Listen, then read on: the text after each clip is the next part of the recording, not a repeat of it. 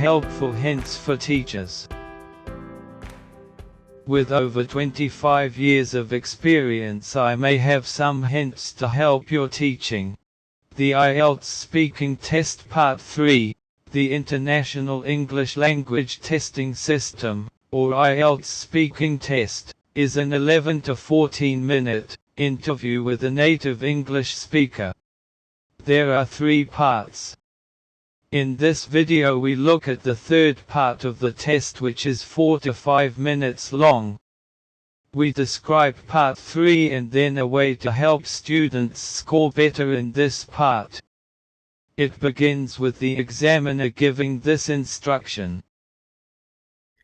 We've been talking about a school you went to when you were young, and I'd like to discuss with you 1 or 2 more general questions related to this.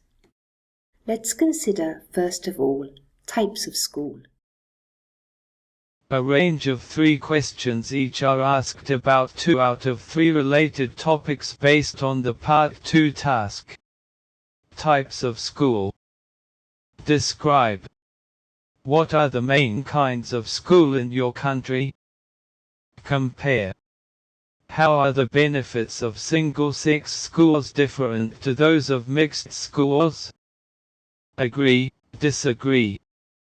Do you think that children, not parents, should choose the kind of school they go to? Teachers. Describe. What are the differences between a good and a bad teacher? Identify. What is difficult about being a teacher? Suggest. What are the reasons why people choose to become teachers? School subjects. Compare.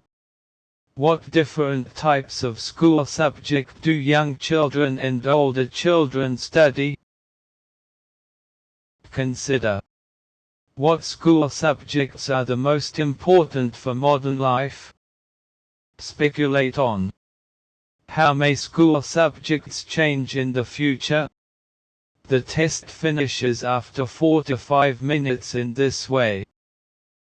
Thank you very much. That is the end of the speaking test.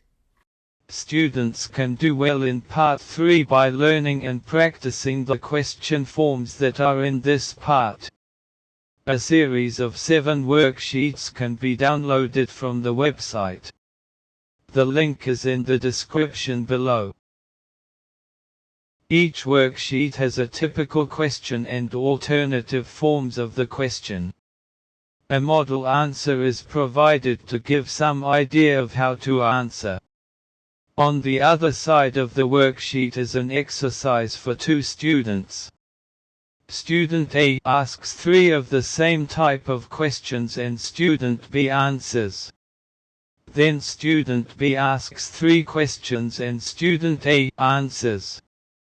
The students can record their answers and transcribe them for homework. In the next week they compare their answers with other students, and revise the question form. The challenge of this exercise is that it differs from the actual test. The Part 3 discussion topics are related to the Part 2 long talk topic. The test candidates can activate topic vocabulary and build schema in Part 2 that will help them understand and answer questions in Part 3. The exercise has questions with no context. However, it is beneficial for the students to practice questions of the same type. Let's look at how the test is marked. There are 4 criteria, each marked 1, no communication, to 9, native speaker. Fluency and coherence. Grammatical range and accuracy. Lexical range. Pronunciation. You can find out more on the internet. Search for IELTS Public Speaking Band Descriptors. Let's look at grammatical range and accuracy. Band 5. Produces basic sentence forms with reasonable accuracy. Uses a limited range of more complex structures, but these usually contain errors and may cause some comprehension problems. Band 6 uses a mix of simple and complex structures, but with limited flexibility. May make frequent mistakes with complex structures, though these rarely cause comprehension problems. Band 7 uses a range of complex structures with some flexibility. Frequently produces error-free sentences, though some grammatical mistakes persist. As you can see, grammatical features range from simple to complex. For example, I like music. I often listen to pop music on weekends. I bought as many as I could get with the money I was given. If only I had known more about it, I wouldn't have embarrassed myself like I did. The purpose of grammar is to convey precise meaning. So both correct simple and complex features are needed to get a good score. Therefore, studying grammatical forms is beneficial. I'd like to recommend a helpful resource: The Good Grammar Book by Michael Swan and Catherine Walter. This comprehensive 318-page book has instructions for the proper form and use of grammar from simple to complex. Each unit begins with a diagnostic exercise students can do to determine how well they understand, and whether they need to study more.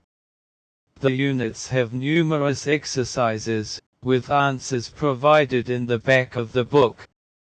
There is a useful appendix of major points that can be steadily memorized.